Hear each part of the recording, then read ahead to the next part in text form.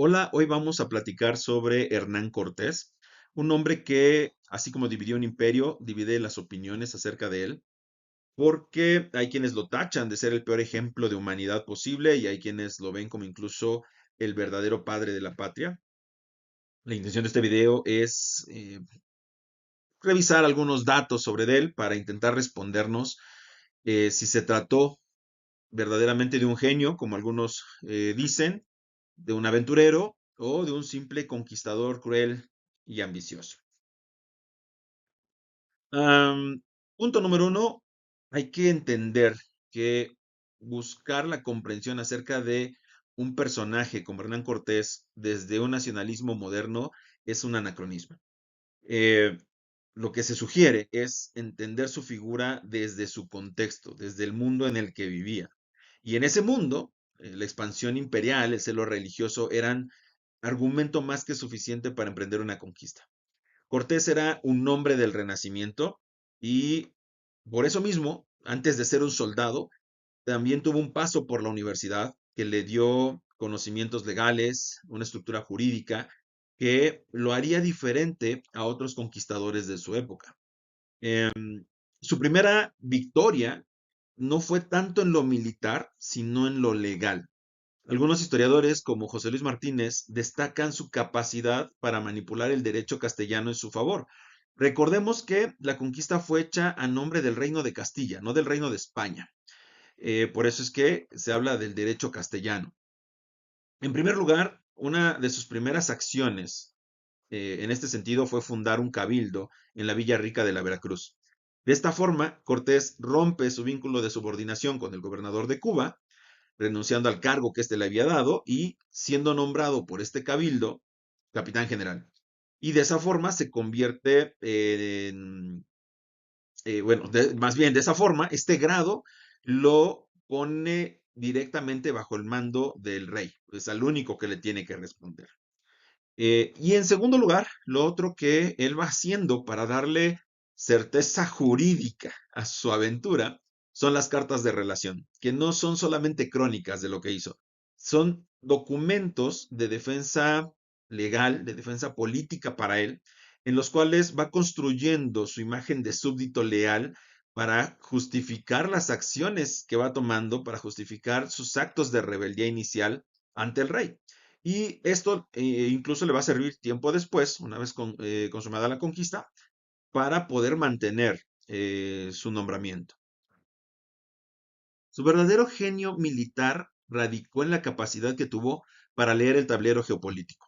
Entendió que el imperio mexica no era un imperio unificado, sino una suma de señoríos, en su mayoría resentidos por el sistema de tributos al que estaban sometidos. Eh, este resentimiento fue el catalizador de una guerra civil más que de una mera conquista. Cortés no conquistó Tenochtitlán con unos cuantos cientos de españoles. Más bien lideró una rebelión indígena masiva que le permitió ese éxito. Sin la alianza con Tlaxcala, sin el apoyo de otros señoríos, su expedición habría fracasado desde un inicio. También se dio cuenta de la importancia de contar con traductores como la Malinche, que fueron piezas tácticas de un valor superior a las armas de fuego, porque le permitieron la diplomacia necesaria para ir sumando grupos como los Huetzotzincas, incluso más tarde a Texcoco y a Chalco, Texcoco que era aliado de Tenochtitlán, era parte de la Triple Alianza, al final termina en el bando de Hernán Cortés. Sin embargo, también es importante reconocer que también era un soldado implacable que usaba el terror como herramienta psicológica durante la guerra. Eh, Empezando por la matanza de Cholula, una acción que, pues además de cruel, también en la parte política, en la parte militar, se trató de una acción preventiva que tenía como objeto enviar un mensaje a Moctezuma sobre el costo de la traición.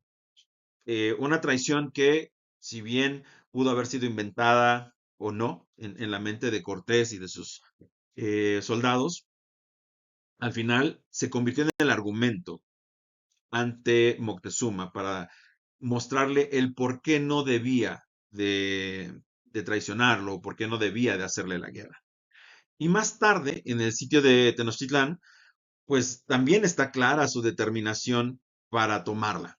Eh, Construyó bergantines, cortó el suministro de agua, convirtió a la entonces ciudad más bella del mundo en una trampa mortal en la cual pues no solo murieron soldados, murió una gran parte de la población civil, incluidas mujeres, niños y niñas.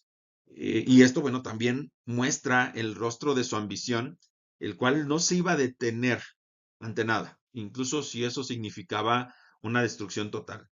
Pero, pues esto también hay que entenderlo desde el momento en el que estaba ocurriendo. Pues la guerra, eh, incluso a veces todavía en nuestra época es así. Es cruel, es innecesaria, es tonta, es estúpida, pero sigue existiendo la guerra y el costo de las vidas inocentes sigue siendo muy alto. No importa si son unas decenas, unos cientos o cientos de miles, como ocurrió durante la conquista de Tenochtitlan. Pero si tenemos que separar nuestros esquemas morales contemporáneos de lo que era la época de Cortés, hace 500 años, en la cual la guerra solo se veía como un hecho más de incluso emprendimiento. Así era, y así lo entendían españoles y lo entendían los pueblos americanos. Ahora, ¿dónde empieza la parte que quizá muchas veces olvidamos para analizar el perfil de Hernán Cortés? Después de la conquista, el día después, ¿qué ocurre con los pueblos americanos? La caída de la ciudad marcó el inicio de una reconfiguración social donde la lealtad previa a los españoles, pues también tuvo matices amargos posteriores. Por ejemplo, en el caso de los aliados tardíos como Texcoco, como Chalco, si bien fueron vitales para el asedio, rápidamente vieron erosionado el poder que supuestamente iban a mantener. Chalco, al tener una riqueza agrícola relevante, fue de los primeros pueblos asfixiados por las exigencias tributarias de los españoles para alimentar a la nueva capital. Mientras que los derrotados, aquellos que no fueron aliados jamás, los mexicas, los mexicas sobrevivientes, fueron marcados como esclavos de guerra, marcados literalmente, con hierro candente en su frente les marcaba una G, por orden de Cortés, como prisioneros de guerra. Y se les utilizó para reconstruir la ciudad con las ruinas de Tenochtitlán y sobre sus ruinas empezar la nueva capital. Ahora, ¿qué pasó con ellos? ¿Qué pasó con estos eh, habitantes previos de la Ciudad de México? Pues, si bien no desaparecieron, la mayoría fueron dispersados posteriormente o enviados a repúblicas de indios, que así se les llamó, como San Juan Tenochtitlán, como Santiago Tlatelolco, que ya no abarcaban los espacios originales, pero que tenían un pequeño espacio reservado en donde volvieron a crecer, volvieron a multiplicarse, aunque no con la eficacia anterior a la conquista. Donde sí podemos observar una de las peores decisiones de Cortés en relación a los pueblos americanos.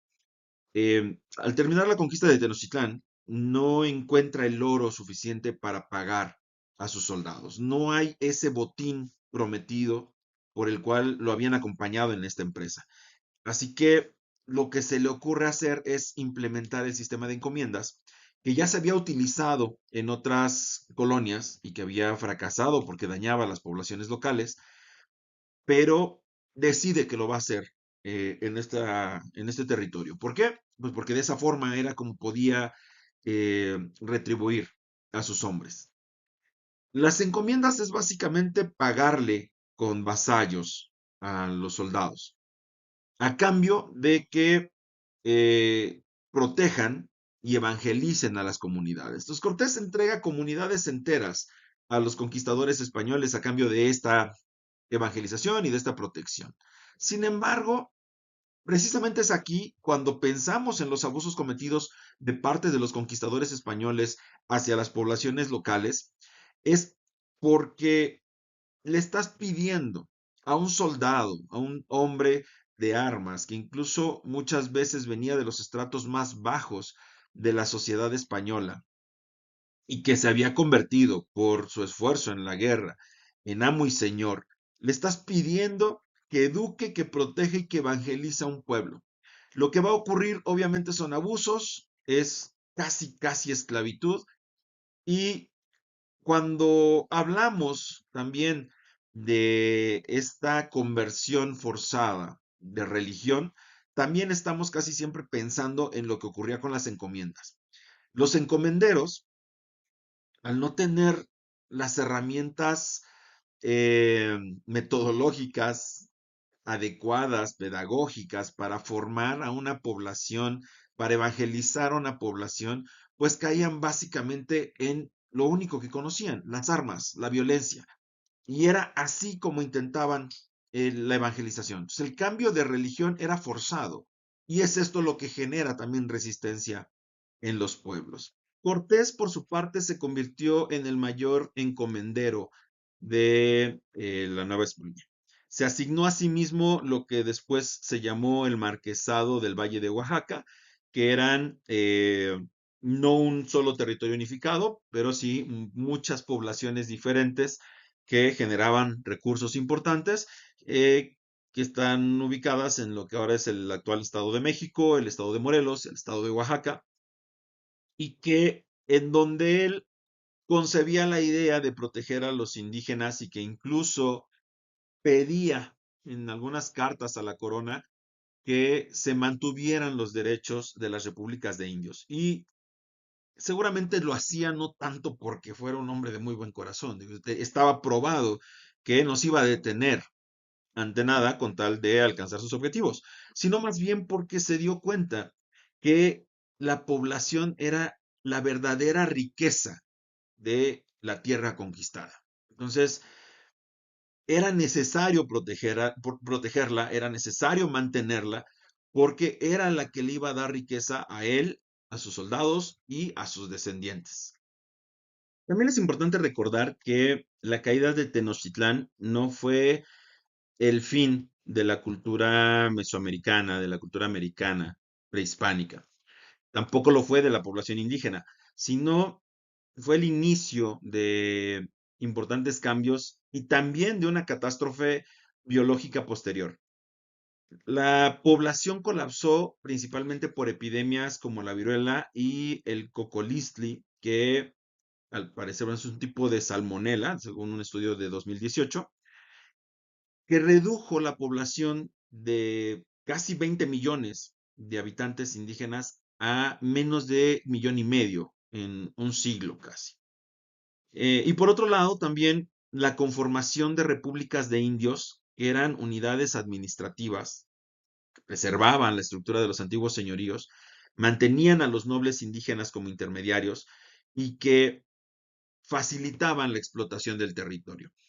Estos nobles indígenas, si no cumplían con las exigencias de los españoles, ellos eran castigados por los españoles. Y entonces los nobles indígenas, los ahora caciques, castigaban a su población por no ser capaces de cumplir con estas exigencias. Entonces, otro de los resultados negativos, realmente negativos, de lo que originalmente fue una rebelión indígena contra sus entonces opresores, los mexicas. Estas repúblicas de indios eh, se caracterizaron en primer lugar por estar asentadas, la mayoría en el territorio original de los viejos señoríos o cerca de esos territorios, y la reconstrucción de los mismos bajo el esquema tradicional español de la época. Se construyeron templos y alrededor de esos templos fue creciendo el pueblo y esa fue la forma en la que se administró el, el nuevo territorio, la Nueva España. Em, Ahí es en donde podemos encontrar el nacimiento tanto de el atraso económico, social de muchos pueblos, como también el nacimiento de nuestro trauma, este trauma de identidad que es la verdadera razón por la que estamos discutiendo si Cortés fue un genio, un conquistador, un gran administrador o un asesino. También es cierto, si bien tomó decisiones importantes, decisiones acertadas en lo militar, en lo legal a favor de él, también tomó decisiones que terminaron siendo muy perjudiciales para los pueblos de indios, para las repúblicas de indios, y que, como decía, son en gran medida el origen del atraso de muchas de estas poblaciones.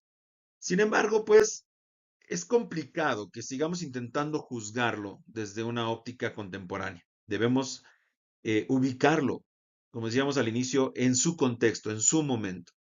Ahora, esto a nosotros nos deja un trauma, por supuesto, un trauma de identidad, porque México nace eh, a partir de una identidad elegida. Nos asumimos descendientes de los vencidos en gran medida por conveniencias políticas, porque así lo decidieron políticos del siglo XIX y del siglo XX, e incluso en la actualidad, políticos del siglo XXI siguen decidiendo que somos descendientes de los vencidos, de los mexicas, cuando genéticamente e incluso geográficamente, si tenemos la dicha de ver los volcanes desde este ángulo, en este orden, de izquierda a derecha, eh, pero en general, desde gran parte del territorio mexicano actual, somos herederos también de los vencedores mesoamericanos, de los tlaxcaltecas, de los huetzotzincas, de los totonacas en el territorio de Veracruz. Nuestra base genética es mayormente náhuatl, es cierto, pero no podemos separar genéticamente a un mexica de un tlaxcalteca, ni siquiera culturalmente. Y entonces nuestro trauma es una construcción solo de tipo narrativo. Para poder vencer ese trauma, tenemos que reconocer que somos hijos de una supervivencia pragmática, no de una derrota épica que fue la destrucción total de un imperio enorme y unificado. Ese reconocimiento es el primer paso que podemos dar para adquirir una verdadera madurez histórica nacional, superar nuestro trauma y asumirnos como mexicanos contemporáneos que puedan mirar con orgullo su historia y también mirar con orgullo hacia su futuro. Y bueno, solo me resta despedirme aprovechando este hermoso paisaje y recordarles que se suscriban, que activen la campanita, que comenten todo lo que puedan, todo lo que gusten y nos vemos en el siguiente video. Hasta la próxima.